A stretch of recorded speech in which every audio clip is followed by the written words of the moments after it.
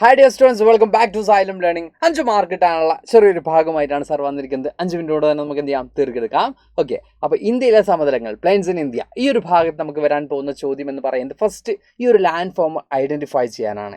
ഇത് ഏത് ഭൂരൂപമാണ്, ഈ ഭൂപ്രകൃതി സവിശേഷത എന്തൊക്കെയാണ് എന്ന സവിശേഷതകൾ തന്നിട്ട് നിങ്ങളോട് ചോദിക്കും. ഇത് ഏത് ഭൂരൂപമാണ് എന്ന് ചോദിക്കുകയാണെങ്കിൽ അത് സമതലങ്ങളാണ് അല്ലെങ്കിൽ പ്ലെയിൻസ് ആണെന്ന് നമുക്ക് എന്ത് ചെയ്യാൻ പറ്റണം, ഐഡന്റിഫൈ ചെയ്യാൻ പറ്റണം. അപ്പോൾ എന്താണ് അവിടെ എന്താണ് അവിടെ ഇങ്ങനെ വരുമ്പോൾ, ഈ ഒരു ചോദ്യം വരുമ്പോൾ എന്താണ് അവിടെ, അല്ലെങ്കിൽ ഇങ്ങനെ എന്താ പറയുക, ഐഡന്റിഫൈ ചെയ്യാൻ പറയുമ്പോൾ എന്ത് സ്റ്റേറ്റ്മെന്റ് ആണ് നമുക്ക് അവിടെ വരാമെന്ന് നോക്കാം അല്ലേ. അവിടെ നമുക്ക് നോക്കാം.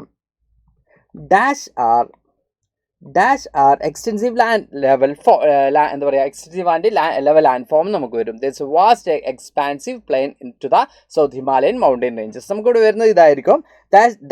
Dash are extensive and level land forms ആയിരിക്കും നമുക്ക് വരുന്നത്. അതായത് അതിവിശാലവും നിരപായമായിട്ടുള്ള ഭൂപ്രദേശങ്ങളാണ് ഡാഷ് എന്ന് വരും. അപ്പോൾ അവിടെ എന്ത് നമ്മൾ ആൻസർ കൊടുക്കണം, സമതലങ്ങൾ എന്ന് നമ്മൾ ഉത്തരം കൊടുക്കണം. അപ്പോൾ എന്താണ് സമതലം എന്ന് ചോദിക്കുക, ഡയറക്റ്റായിട്ട് എന്താണ് സമതലം എന്ന് ചോദിക്കുകയാണെങ്കിൽ plains are extensive and level land forms കൊടുക്കുക. അതായത് സമതലങ്ങൾ എന്താണെന്ന് ചോദിക്കുകയാണെങ്കിൽ അതിവിശാലവും നിരപ്പായതുമായിട്ടുള്ള ഭൂപ്രദേശങ്ങളെയാണ് നമ്മൾ എന്ത് പറയുന്നത്, സമതലങ്ങൾ എന്ന് പറയുന്നത്. നമുക്ക് എന്ത് ചെയ്യാം, ഡയറക്റ്റ് ആയിട്ടും കൊടുക്കാൻ പറ്റും.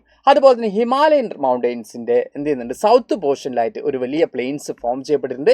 ആ പ്ലെയിൻസ് ഫോം ചെയ്യപ്പെട്ടിട്ടുള്ളത്, ആ സമതലം രൂപപ്പെട്ടിട്ടുള്ളത് 3 റിവേഴ്സ് ചേർന്നിട്ടാണ്. 3 റിവേഴ്സ് ഫ്ലോ ചെയ്തതിന്റെ ഭാഗമായിട്ടാണ് ഈ പറയുന്ന ഒരു സമതലം രൂപപ്പെട്ടിട്ടുള്ളത്. അത് ഏതൊക്കെ റിവേഴ്സ് ആണ്? ഇൻഡോ, ഗംഗ, ബ്രഹ്മപുത്ര പ്ലെയിൻസ് എന്നാണ് ഇത് അറിയപ്പെടുന്നത്. കാരണം ഇൻഡസും ഗംഗയും ബ്രഹ്മപുത്രയും ഫ്ലോ ചെയ്തതിന്റെ ഭാഗമായിട്ടാണ് ഈ പറയുന്ന ഹിമാലയത്തിന്റെ തെക്കേ ഭാഗത്ത് എന്ത് രൂപപ്പെട്ടിട്ടുള്ളത്, ഒരു സമതലം രൂപപ്പെട്ടിട്ടുള്ളത്. അതുകൊണ്ട് തന്നെ ഈ സമതലം അറിയപ്പെടുന്നത് എന്ത് പേരിലാണ്? സിന്ധു ഗംഗ ബ്രഹ്മപുത്ര സമതലം എന്ന പേരിലാണ്. എന്ത് പേരില? സിന്ധു ഗംഗ ബ്രഹ്മപുത്ര പ്ലെയിൻസ് അല്ലെങ്കിൽ ഇൻഡോ ഗംഗ ബ്രഹ്മപുത്ര പ്ലെയിൻസ് എന്ന പേരിലാണ് ഈ ഒരു സമതലം അറിയപ്പെടുന്നത്. അപ്പോൾ സമതലങ്ങളെ കുറിച്ച് ചോദിക്കുമ്പോൾ ഇത്രയും കാര്യങ്ങൾ നമുക്ക് അവിടെ ആൻസർ ആയിട്ടും കൊടുക്കാൻ പറ്റും. ഇനി വരുന്നൊരു പ്രധാനപ്പെട്ട ഭാഗം എന്ന് പറയുന്നത് പ്ലെയിൻസിന്റെ മറ്റ് സവിശേഷതകൾ. ലൈക്ക് ഇപ്പം നമ്മൾ പറയുകയാണെങ്കിൽ അവിടുത്തെ എന്താ പറയുക, പ്രധാനപ്പെട്ട ക്രോപ്സ് എന്തൊക്കെയാണ്, അല്ലെങ്കിൽ എന്ത് പേരിൽ ഈ പ്ലെയിൻസ് അറിയപ്പെടുന്നുണ്ട്. അപ്പോൾ ഒരു 1 വേർഡ് ടൈപ്പ് നമുക്ക് ക്വസ്റ്റ്യൻ വരാണ്. ഇന്ത്യാസ് ഗ്രാനറി എന്നറിയപ്പെടുന്ന ഏതാണ്? അപ്പോൾ നമുക്കറിയാം ഇൻഡോ ഗംഗ ബ്രഹ്മപുത്ര പ്ലെയിൻ ആണ് നമ്മൾ എന്ത് പേരിൽ അറിയപ്പെടുന്നത്? യെസ്, ഇന്ത്യാസ് ഗ്രാനറി അല്ലെങ്കിൽ ഇന്ത്യയുടെ ഭക്ഷ്യക്കലവറ എന്നറിയപ്പെടുന്നത്. ഓക്കെ, ആ രീതിയിൽ ചോദ്യം വരാം. ഇന്ത്യയുടെ ഭക്ഷ്യക്കലവറ എന്നറിയപ്പെടുന്നത് ഏത് ഭാഗമാണ് എന്ന് ചോദിക്കുകയാണെങ്കിൽ ഈ പ്ലെയിൻസ് ആണ് എന്ത് പേരിൽ അറിയപ്പെടുന്നത്, ഈ ഒരു പ്ലെയിൻ ആണ് എന്ത് പേരിൽ അറിയപ്പെടുന്നത്, ഇന്ത്യയുടെ ഭക്ഷ്യക്കലവറ എന്ന പേരിൽ അറിയപ്പെടുന്നത്. അങ്ങനെ ഒരു ചോദ്യം വരാണെങ്കിൽ നമുക്ക് എന്ത് ചെയ്യാം, അതവിടെ ഡയറക്റ്റ് ആയിട്ടും കൊടുക്കാം. ഇനി ഇവിടുത്തെ മേജർ ക്രോപ്സ് എന്തൊക്കെയാണ്, പ്രധാനപ്പെട്ട വിളകൾ എന്തൊക്കെയാണ്? ഈ പ്ലെയിൻസിലെ പ്രധാനപ്പെട്ട വിളകൾ എന്ന് പറയുന്നത് പാഡി നമുക്ക് കാണാൻ പറ്റും, വീറ്റ് കാണാൻ പറ്റും, മൈസ് കാണാൻ പറ്റും, ഷുഗർ കെയിൻ കാണാൻ പറ്റും. എന്തൊക്കെ കാണാൻ പറ്റും മക്കളെ?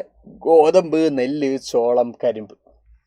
ഗോതമ്പ്, നെല്ല്, ചോളം, കരിമ്പ്, ഇതൊക്കെ എവിടെ ഉള്ളതാണ്? ഈ സമതലത്തിലുള്ള പ്രധാനപ്പെട്ട ഭക്ഷ്യവിളകളാണ് അല്ലെങ്കിൽ പ്രധാനപ്പെട്ട വിളകളാണ്. നമുക്ക് മേജർ ക്രോപ്സ് ആണ് നമുക്ക് എന്ത് ചെയ്യാൻ പറ്റും, കാണാൻ പറ്റും. ബിക്കോസ് ഈ ഒരു പ്ലെയിൻ ഫെർട്ടൈൽ പ്ലെയിൻ ആണ്. അവിടെ തന്നെ ഇത്രത്തോളം ക്രോപ്സ് ഒക്കെ കൾട്ടിവേറ്റ് ചെയ്യുന്നതുകൊണ്ടാണ് ഈ പ്ലെയിൻ എന്ത് പേരിൽ അറിയപ്പെടുന്നത്, ഇന്ത്യാസ് ഗ്രാനറി അല്ലെങ്കിൽ ഇന്ത്യയുടെ ഭക്ഷ്യക്കലവറ എന്നറിയപ്പെടുന്നത്.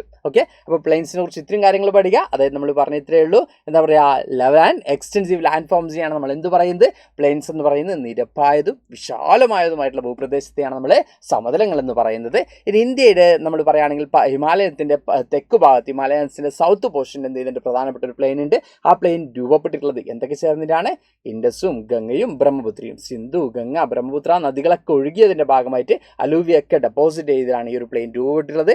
അതുകൊണ്ട് തന്നെ ഇവിടെ ധാരാളം ക്രോപ്സ് കൾട്ടിവേറ്റ് ചെയ്യാൻ പറ്റുന്നുണ്ട്. അവിടെ പ്രധാനമായിട്ടും പാഡി, വീറ്റ്, മൈസി, ഷുഗർ കെയിൻ, ഗോതമ്പ്, നെല്ല്, ചോളം, കരിമ്പ്, ഇതൊക്കെയാണ് അവിടെ പ്രധാനമായിട്ടും കൾട്ടിവേറ്റ് ചെയ്യുന്നത്, കൃഷി ചെയ്യുന്നത്.